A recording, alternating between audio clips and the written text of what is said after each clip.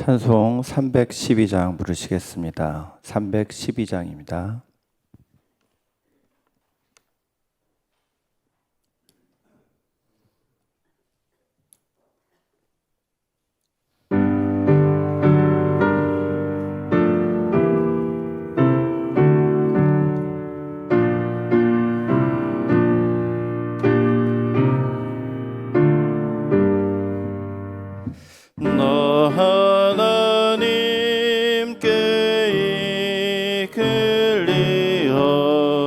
일평생 주만 바라며 나 어려울 때 힘주시고 언제나 지켜주시리. 주께신 사랑 믿는 자 그 반석 위에 서리라. 나 설레는 맘 가다듬고 이만중 기다리면서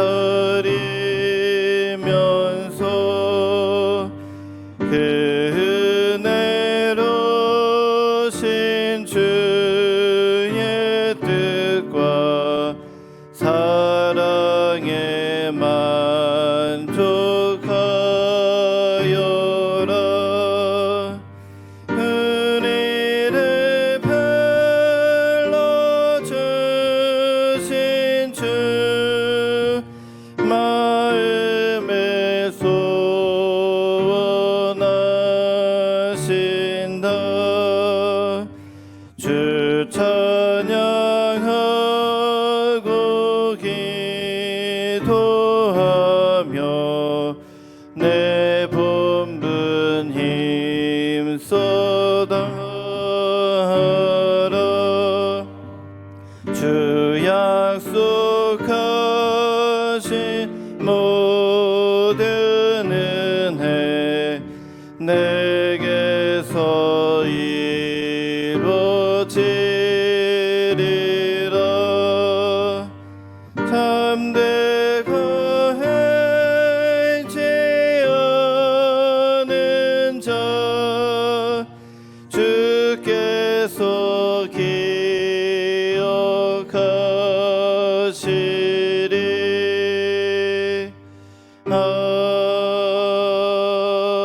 아멘. 오늘은 관리부를 위해서 기도하겠습니다. 주의 전을 사랑하여 세심하게 돌보는 관리부에게 복을 주셔서 보안이 필요한 곳을 수리하고 돌보며 새롭게 하는 사역 가운데 주님께서 임재하셔서 수고하는 부장님과 지체들에게 지혜를 주시고 돕는 손길을 붙여주셔서 모든 일들이 순조롭게 진행되게 하시고 양광교회 모든 시설들이 잘 관리되며 이용하는 데 어려움이 없도록 기도해 주시기 바랍니다. 또한 성도들이 우리 교회를 내 몸처럼 사랑하며 교회 물건들과 시설들을 귀하게 여기고 다음 세대를 위해서 청년, 장년을 위해서 우리 교회 공간이 더 잘 활용될 수 있도록 함께 기도하겠습니다. 하나님 아버지 감사합니다. 우리 안광교회 관리부를 이 시간 축복하며 기도합니다. 교회를 사랑하며 곳곳을 돌보며 새롭게 하는 귀한 사역을 감당할 때 하나님 이 일을 통하여서 우리 교회가 늘 아름답고 깨끗하고 사용하기에 어려움이 없도록 그렇게 진행되고 있습니다. 아버지 부장님과 우리 부원들에게 지혜와 능력을 더하여 주셔서 일을 감당할 때 기쁨이 있게 하시고 보람이 있게 하시고 하나님 어렵고 복잡한 일들도 있사오니 주님께서 도움의 손길을 붙여주시고 합력하여 선을 이루게 하시며 우리 양광교회 모든 시설들이 또 잘 아버지 하나님 보안이 돼서 사용하기에 어려움 없도록 인도하시며 우리 성도들이 더욱더 한마음으로 귀하게 여기고 아끼고 아버지 돌보는 심령으로 우리 이 공간을 통하여서 주의 임재와 주의 아름다운 영광이 드러나는 그런 아버지 우리가 삶이 될 수 있도록 섬김이 될 수 있도록 예배가 될 수 있도록 인도하여 주옵소서. 모든 것 가운데 아름답게 주님께서 이루시고 인도하시고 또한 아버지 계속해서 우리 양광교회가 힘있게 뻗어나가는 주의 아버지 한 사역을 감당하는 교회 될 수 있도록 인도하여 주옵소서. 이 시간 귀한 예물로 하나님께 헌신하며 감사하며 기도하는 심령들이 있습니다.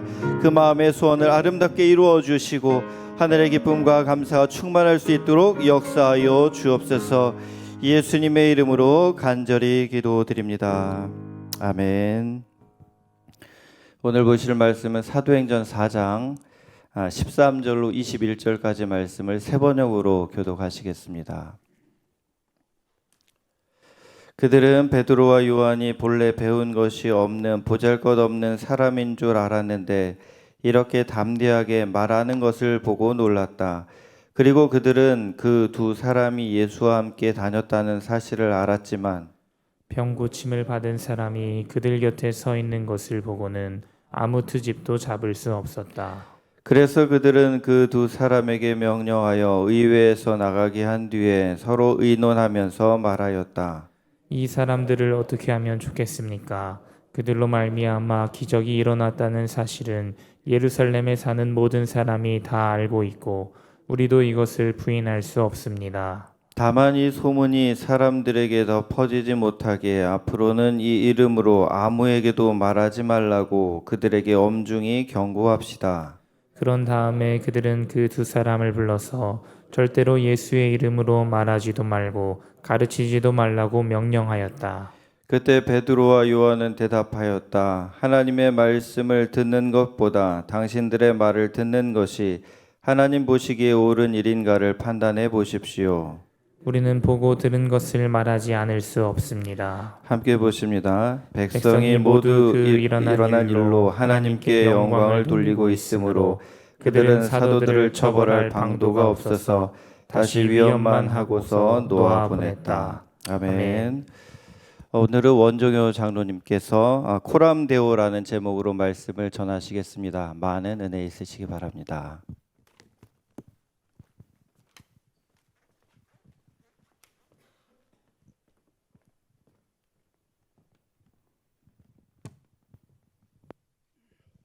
이 새벽에 나오셔서 기도의 자리로 또 말씀을 사모하는 자리로 나오신 우리 성도님 한 분 한 분을 예수님의 이름으로 축복합니다. 얼마 전 지인이 보내준 짧은 동영상을 보게 되었습니다. 그 영상 내용은 코람데오에 관한 내용이었습니다. 코람데오란 말은 라틴어로 코람은 뭐뭇의 면전에, 뭐뭇의 앞에서 공개적으로란 뜻입니다. 데오는 하나님을 말합니다. 즉 코람데오란 하나님의 면전에서라는 뜻인데 우리들은 하나님 앞에서라고 말합니다. 제 카톡 친구들은 알고 있겠지만 저 역시 카톡 상태 메시지에 10여 년 이상 코람데오 하나님 앞에서라고 표기하고 생활하고 있습니다. 제가 이렇게 표기하며 지내게 된 것은 1972년에 태어나 2006년까지 짧은 삶을 산 젊은 청년 의사에 관한 내용의 책을 읽으면서 감동되어 저도 본받고 싶어서 지금까지 사용하고 있는 문자입니다. 이 책을 소개해드리면 그 청년 바보 의사라는 책입니다. 책머리에 소개하기를 이 청년 의사는 환자들에게 따뜻했고 동료들에게 친절했으며 그는 환자의 병을 치료할 수 없다고 해서 그저 바라보기만 하는 것이 아니라 환자의 마음속까지 들여다보며 그들의 아픔을 헤아리는 참 의사였다고 말합니다. 2003년 군의관으로 입대한 청년 의사는 2006년 1월 예기치 못한 불의의 사고로 하나님의 부르심을 받았습니다. 예수님의 흔적을 쫓아 달려가다가 33 예수님과 같은 나이에 갚을 수 없는 사랑의 빛을 남겨놓고 문득 우리 곁을 떠나갔다고 말하고 있습니다. 그는 유명한 대학병원에 근무하는 명망가나 의료계의 권위자도 아니었고 학계에 뚜렷한 업적을 남긴 의학자도 아니었습니다. 그런데 그가 이 세상을 떠나자 많은 이들이 그에 대한 추억을 잊지 못하고 그를 그리워하는 동료 의사와 간호사, 환자, 그리고 그가 다니던 신앙 공동체의 구성원들로 고루 섞여 있었다고 합니다. 죽음 이후에 자신을 그리워하는 사람이 많다면 성공한 인생이라는 말이 있습니다. 사람들이 이처럼 그리워하는 이유는 무엇일까 질문한다면 이 책은 그가 참 의사였다고 말합니다.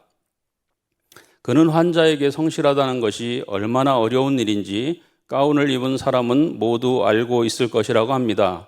심지어 2000년 의사들이 파업을 나섰을 때 그는 신념을 가지고 진료실을 지켰으며 그를 그리워하는 또 다른 이유는 환자를 대하던 그 마음을 가지고 사회인으로 살았기 때문입니다.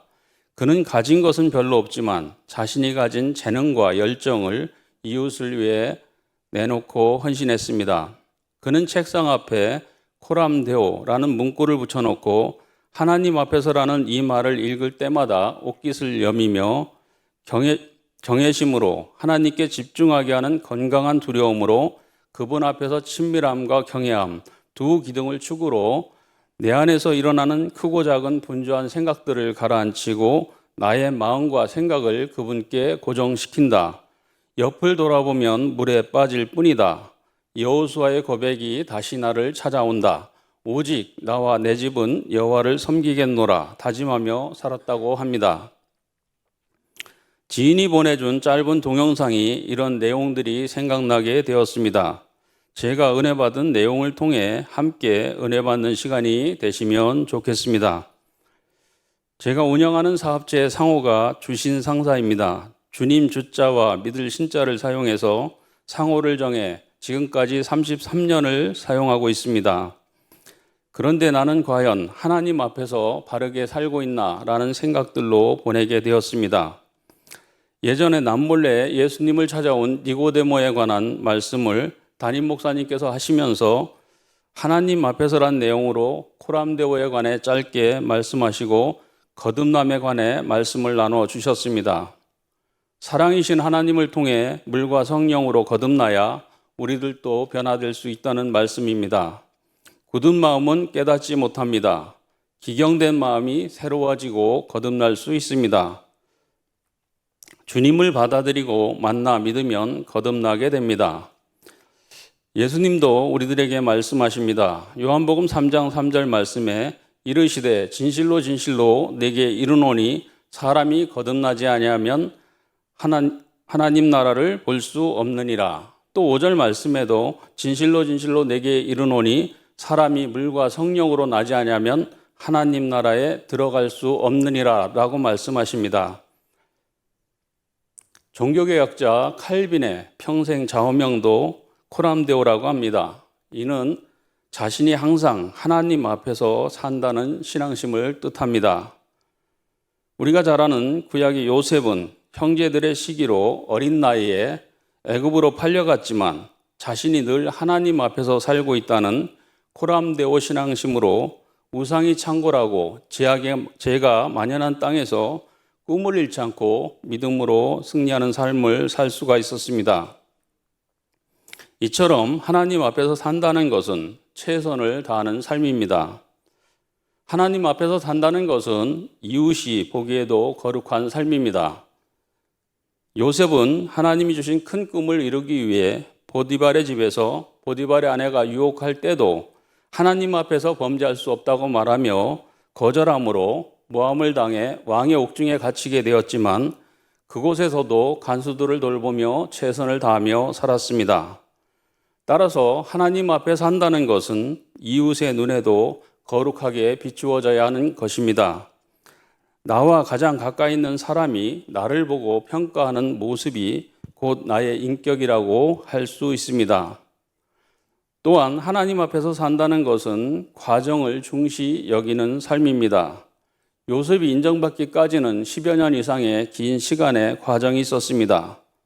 그러나 사람들은 그런 과정 없이 쉽게 성공하려고 합니다. 한 번에 일확천금을 얻는 복권 열풍을 일으키려 합니다.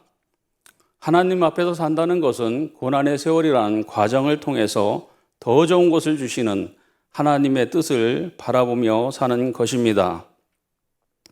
이제 오늘 읽어드린 본문 말씀으로 돌아가 보겠습니다. 본문 말씀을 이해하려면 3장부터 보아야 이해가 됩니다. 기사와 표적을 행하며 주님의 말씀을 전하는 사도들의 사역으로 구원받는 자가 날로 더해갑니다. 3장 1절 이하에 보면 나면서 못 걷게 된 일을 사람들이 메고 와서 성전에 들어가는 사람들에게 구걸하기 위해 날마다 성전 미문에 두는 이야기가 나옵니다.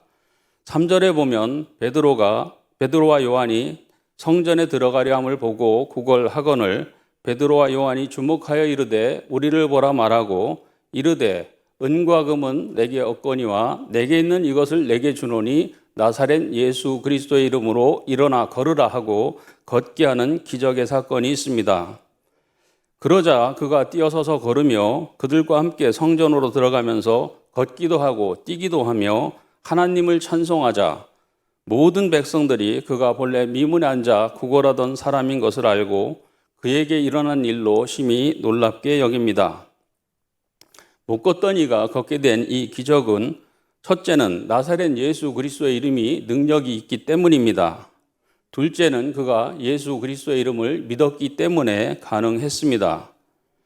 그런데 날 때부터 못 걷던 사람을 예수 그리스도의 이름으로 고치고 나니 수많은 사람들이 기이하게 여기며 몰려듭니다. 이것을 기회 삼아 베드로는 또다시 예수 그리스도의 죽음과 부활 소식을 전합니다. 3장 11절부터 보면 베드로가 솔로몬 행각에서 아브라함과 이삭과 야곱의 하나님, 곧 우리 조상의 하나님이 예수님을 영화롭게 하셨다고 말하면서 예수님을 증거하는 설교를 합니다. 그러자 4장 4절 말씀에 보면 말씀을 들은 사람 중에 믿는 자가 많으니 남자의 수가 약 5천 명이 회개하고 주님께로 돌아오는 놀라운 역사가 일어났습니다. 그러다 보니 제자들에 대한 박해가 또 일어났습니다. 이에 베드로가 성령이 충만하여 백성의 장로들과 관리들에게 예수님을 증거합니다. 십자가에서 죽으신 예수님이 바로 하나님의 아들이요 온 세상의 구원자라고 선포합니다. 불과 2달여 전에 3번이나 예수님을 모른다고 부인했던 베드로가 역사적 증거까지 들어가며 예수님을 십자가에 못 박은 것이 잘못이라고 지적하는 것입니다. 대제사장과 종교 지도자들은 베드로와 요한이 담대하게 말함을 보고 그들을 본래 학문 없는 범인으로 알고 있었다가 이상하게 여깁니다. 부활하신 주님을 만나 위로와 확신을 얻은 베드로는 이제 예수님의 이름에 자신의 생명을 걸고 나선 것입니다. 20절 말씀에 베드로와 요한은 우리는 보고 들은 것을 말하지 않을 수 없다 라고 담대히 말합니다. 이 말은 죽이면 죽으리라는 목숨을 걸고 하는 말입니다. 베드로가 이렇게 담대한 사람이었습니까? 아닙니다. 예수님을 부인하고 아예 예수님을 버리고 자신의 직업이었던 갈릴리 바다로 나는 물고기 잡으러 간다고 말했던 사람이 아닙니까? 예수님이 잡히시던 날 베드로가 예수님을 부인할 때 베드로는 대제사장이나 공회원들, 로마 군인들 앞에서 예수님을 부인한 게 아닙니다. 옆에서 같이 구경하던 힘없는 하인들, 어린 여자아이 앞에서 예수님을 부인한 것입니다. 요한도 담대하고 용기 있는 사람은 아닙니다. 예수님을 끝까지 따르기는 했지만 예수님이 잡히시던 날 밤에는 병사들이 잡으려고 하자 도망간 사람입니다. 그리고 예수님께서 십자가를 지시고 골고다 언덕길을 오르실 때는 요한은 무서워서 멀찍이서 예수님을 따라갔던 아주 나약한 사람이었습니다. 그런데 이들이 변했습니다. 베드로와 요한은 말합니다. 하나님 앞에서 너희의 말을 듣는 것이 하나님의 말씀을 듣는 것보다 옳은가 판단하라. 우리는 보고 들은 것을 말하지 않을 수 없다. 예수님께서 십자가에 못 박혀 죽으신 후 예루살렘의 상황은 정말 살벌했습니다. 어느 누구도 예수 믿는 사람이라고 함부로 말할 수 있는 상황이 아니었습니다. 예수 믿는 사람들을 다 잡아 가두고 죽이는 때입니다. 또한 본문의 상황은 그 당시 최고의 권세를 가진 공회원들이 경고하여 도무지 예수의 이름으로 말하지도 말고 가르치지도 말라고 위협하고 협박하던 때입니다. 그럼에도 베드로와 요한은 담대하게 용기 있게 하나님 앞에서 우리가 보고 들은 것을 말하지 않을 수 없다라고 한 것입니다. 어떻게 이들이 이렇게 용기 있는 사람으로 변할 수 있었을까요? 예수님을 위해서라면 목숨을 걸고 복음을 전하는 사람으로 바뀌게 된 데는 그만한 이유가 있다고 생각합니다. 첫째로 우리가 생각해 볼 수 있는 것은 전능하신 예수님께 붙들렸기 때문입니다. 우리가 예수님께 붙들려서 쓰임 받기만 한다면 우리는 모든 것을 할 수 있는 능력자가 될 수 있습니다. 하나님께 붙들리기만 하면 모세의 마른 막대기도 능력의 지팡이로 변합니다. 예수님도 우리들에게 말씀하십니다. 마가복음 9장 23절에 할 수 있거든이 무슨 말이냐? 믿는 자에게는 능치 못할 일이 없느니라 라고 하셨고, 빌립보서 4장 13절 말씀에도 내게 능력 주시는 자 안에서 내가 모든 것을 할 수 있느니라 라고 말씀하십니다. 거듭 말씀드리지만 이들은 정말 나약한 자들이었습니다. 주님께서 잡히시고 십자가에 달리실 때 도망쳤던 자였고 어린아이에게 모른다고 부인하던 자였습니다. 부활하신 주님의 능력을 체험하고도 주님을 떠나갔던 자들입니다. 옛날 물고기 잡던 본래의 직업으로 돌아갔던 자들입니다. 그러나 이처럼 나약하고 부족한 자들임에도 주님께서 버리지 않으시고 부활 후 세 번째 다시 찾아오셔서 부르셨습니다. 그리고 책망 대신 와서 조반을 먹으라 하시며 회복을 시켜주십니다. 이때부터 이들은 예수님께 완전히 붙잡힌 사람들이 되었습니다. 우리들도 사랑하시고 다시 찾아주시고 다시 불러주시는 주님 앞에 온전히 붙잡힌다면 우리의 능력의 한계를 뛰어넘는 능력 있는 인생으로 변화되리라 확신합니다. 우리가 아무리 약하고 부족하더라도 주님께 온전히 붙들려 능력의 한계를 뛰어넘는 능력 있는 삶을 살아가기를 간절히 소망해 봅니다. 또 생각해 볼 수 있는 것은 제자들처럼 우리들도 부활의 주님을 만나야 합니다. 부활의 주님을 만난 후 부활의 증인된 베드로와 요한은 예수님과 함께 했던 때보다 더 많은 것을 체험하고 배우고 깨닫게 되었습니다. 이들은 부활의 주님을 만난 후 담대하고 용기 있는 사도들로 변했고 초대교회에 초석을 놓는 역할을 감당했습니다. 부활의 증거를 가진 사람이라면 보고 들은 것을 담대히 말하지 않을 수 없습니다.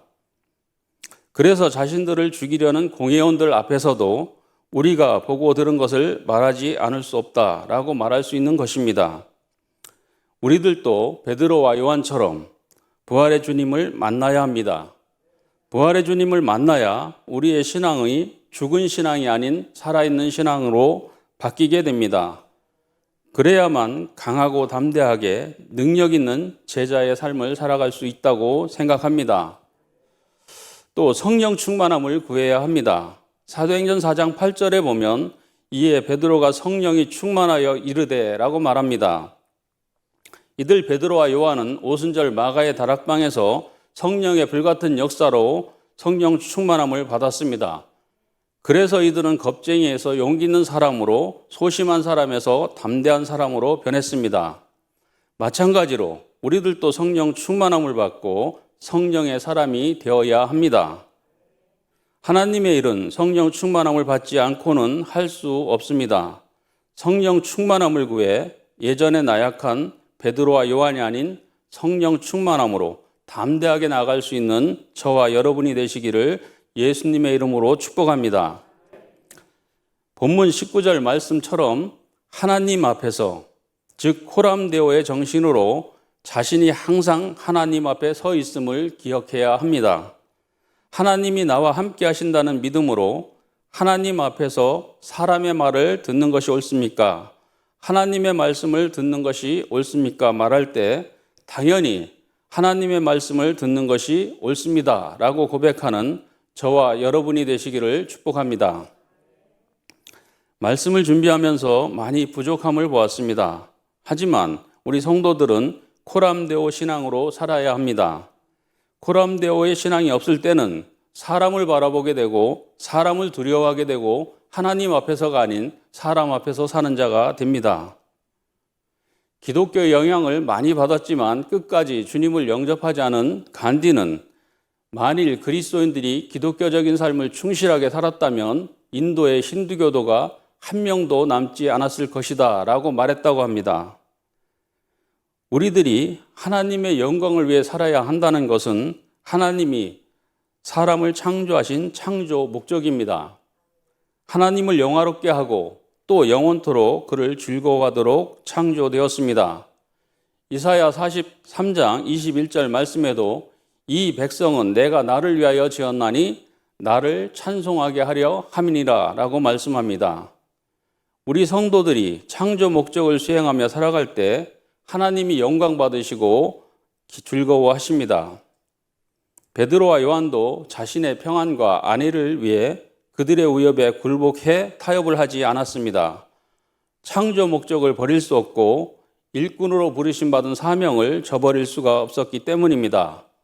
우리는 보고 들은 것을 말하지 않을 수 없노라. 외칠 수 있는 이것이 코람데오 신앙으로 하나님의 영광을 위해서 살아가는 것이라 생각합니다. 이렇게 코람데오의 신앙으로 살아갈 때 하나님의 능력을 힘입게 되고 세상은 저들을 감당하지 못합니다. 채찍에 매맞음도 사자굴에 던져짐을 당하여도 십자가에 거꾸로 못 박힘을 당하면서까지도 하나님의 능력을 힘입어 코람데오 정신으로 살아갔습니다.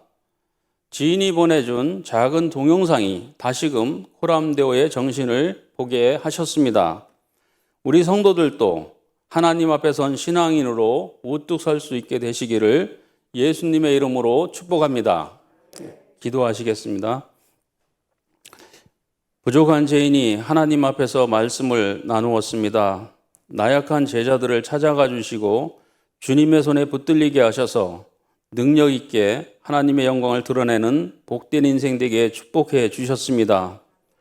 저희들도 부활의 주님을 만나게 하시고 성령 충만함 주셔서 능력 있는 삶으로 변화되게 하옵소서. 이 시간 함께 예배하는 저희들에게 하나님의 능력으로 덧입혀 주셔서 하나님 앞에서 힘있게 행복한 삶을 살아갈 수 있도록 인도해 주옵소서. 오늘 하루도 주님과 동행하는 복된 하루 되게 축복해 주옵소서. 예수님의 이름으로 기도합니다. 아멘.